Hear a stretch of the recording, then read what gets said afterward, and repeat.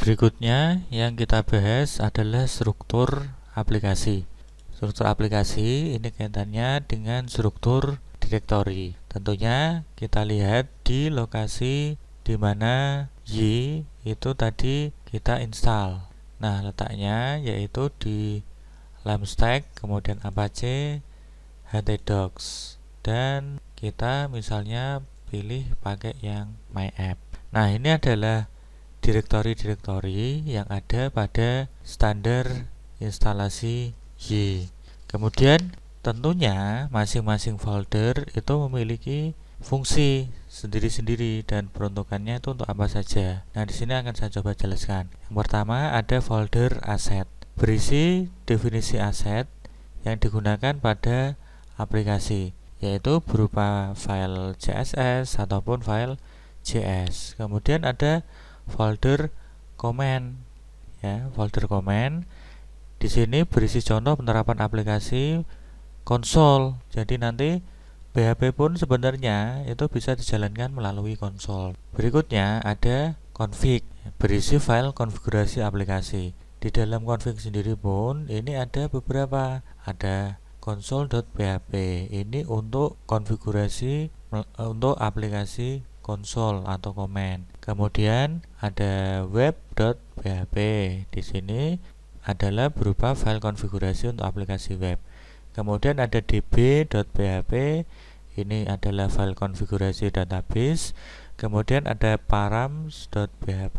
Di sini kita bisa menyimpan variabel-variabel yang kita masukkan di dalam sebuah file. Entah itu misalnya email admin, kemudian nama aplikasi. Jadi kita bisa menyimpannya dalam sebuah variabel. Kemudian juga ada controller, berisi file kelas-kelas controller aplikasi. Nah, apa itu controller? Nanti akan saya jelaskan di belakang. Kemudian ada mail, berisi contoh template email. Kemudian juga ada models, berisi file kelas-kelas models aplikasi. Kemudian ada runtime, berisi file-file yang digenerate oleh Y selama runtime, seperti logs dan case. Kemudian ada folder test. Di sini berisi file-file untuk kebutuhan testing aplikasi. Kemudian ada folder vendor, berisi paket yang diinstal oleh Composer termasuk core Y sendiri.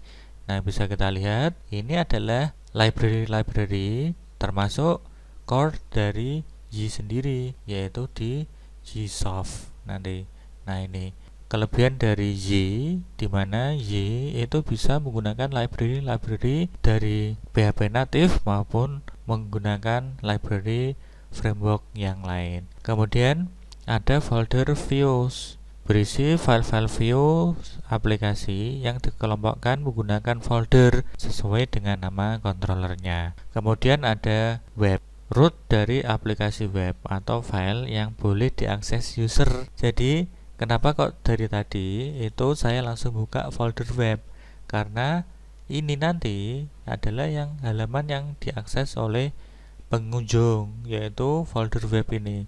Selain folder web itu tidak boleh. Nah, kemudian selain itu ada juga beberapa file-file yang lain. Contohnya ada codeception.yml atau dibaca YAML.